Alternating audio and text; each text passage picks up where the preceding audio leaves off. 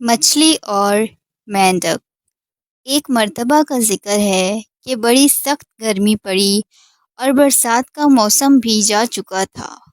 تالاب اور جھیلیں خشک ہونے لگی۔ جھیلوں میں مچھلیاں تڑپ تڑپ کر مرنے لگیں۔ بگلوں نے اب دریا کا رخ کیا جہاں بے شمار مچھلیاں رہتی تھیں۔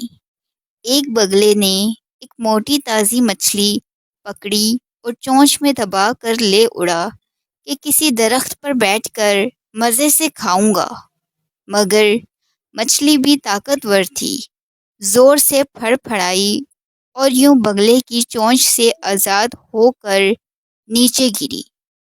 اتفاق سے بگلا اس وقت ایک کنویں کے اوپر سے گزر رہا تھا۔ مچھلی آزاد ہو کر گری تو کنویں میں آن پڑی۔ اس کنویں کے اندر کئی چھوٹے بڑے مینڈک بہت دنوں سے رہتے تھے۔ مچھلی کو دیکھ کر بہت حیران ہوئے۔ انہوں نے ایسی چیز کبھی نہیں دیکھی تھی۔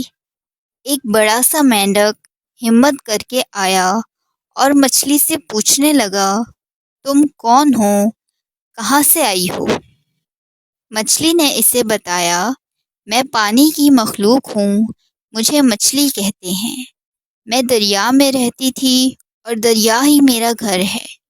مینڈک نے حیرانی سے پوچھا، دریا کیا ہوتا ہے؟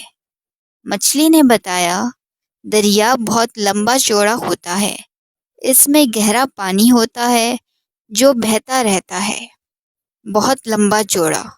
جب پانی بہتا ہے تو لہریں اٹھتی ہیں اور ہمیں جھولا جھلاتی ہیں۔ مینڈک اچھل کر کنویں کے ایک کنارے پر جا پہنچا اور وہاں سے تیرتا ہوا آیا اور مچھلی سے پوچھا، کیا دریا اتنا چوڑا ہے؟ مچھلی نے کہا، نہیں بھائی مینڈک، یہ فاصلہ تو کچھ بھی نہیں ہے، دریا تو کہیں زیادہ چوڑا ہوتا ہے۔ مینڈک پھر اچھلا اور اچھل کر کنویں کے دوسرے کنارے پر گیا۔ پھر وہاں سے تیرتا ہوا آیا اور مچھلی سے پوچھنے لگا، دریا کیا اتنا لمبا ہوتا ہے؟ مچھلی کو ہنسی آ گئی اور وہ کہنے لگی، نہیں نہیں میاں مینڈک، یہ فاصلہ تو کچھ بھی نہیں ہے، دریا تو میلوں لمبا ہوتا ہے۔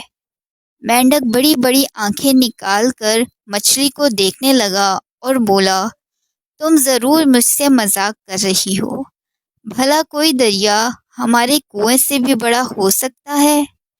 تم یا تو میرا مذاق اڑا رہی ہو یا تم نے ضرور کوئی خواب دیکھا ہے۔ بھلا سوچنے کی بات ہے، کہاں یہ لمبا چوڑا کنواں اور کہاں تمہارا دریا؟ مچھلی بیچاری کیا جواب دیتی، خاموش ہو گئی اور آہستہ سے مینڈک سے کہنے لگی، بھائی مینڈک، بات دراصل یہ ہے کہ جب تک تم کنویں سے نکل کر باہر کی دنیا نہیں دیکھو گے، تمہیں کسی بات کا یقین نہیں آئے گا۔ دنیا دیکھنی ہے اور نئی نئی چیزیں دیکھنی ہیں تو کنویں سے نکلو، مگر مشکل یہ ہے کہ تمہارا کنواں سچ مچ بہت گہرا ہے۔ میں سوچتی ہوں کہ بگلے کی چونچ سے تو نکل آئی، مگر اس کنویں سے کس طرح نکلوں گی؟ تھوڑی ہی دیر گزری تھی کہ کچھ بچے پانی کی تلاش میں اس طرف آ نکلے۔ ان کے ہاتھ میں ڈول اور رسی تھی۔ ایک لڑکے نے ڈول کو رسی سے باندھ کر کنویں میں ڈالا۔ ڈول میں پانی کے ساتھ مچھلی اور مینڈک بھی آ گئے۔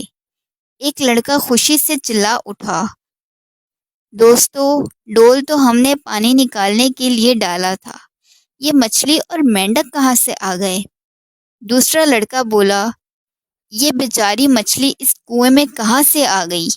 چلو اسے دریا میں چھوڑ آئیں، ہمیں تو پانی چاہیے۔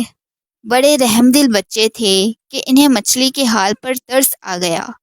دوڑتے ہوئے دریا پر گئے اور مچھلی اور مینڈک کو دریا میں چھوڑ آئے۔ اگر دریا کا پانی بھی کنویں کے پانی کی طرح شفاف ہوتا تو دریا میں سے پانی لے جایا کرتے۔ مینڈک نے جب دریا دیکھا تو حیران رہ گیا۔ اب اسے مچھلی کی باتوں پر یقین آنے لگا اور سوچنے لگا کہ اب میں واپس کنویں میں جا کر دوسرے مینڈکوں کو بھی بتاؤں گا کہ مچھلی جو کچھ کہہ رہی تھی وہ سچ تھا۔ میں وہ سب دیکھ کر آ رہا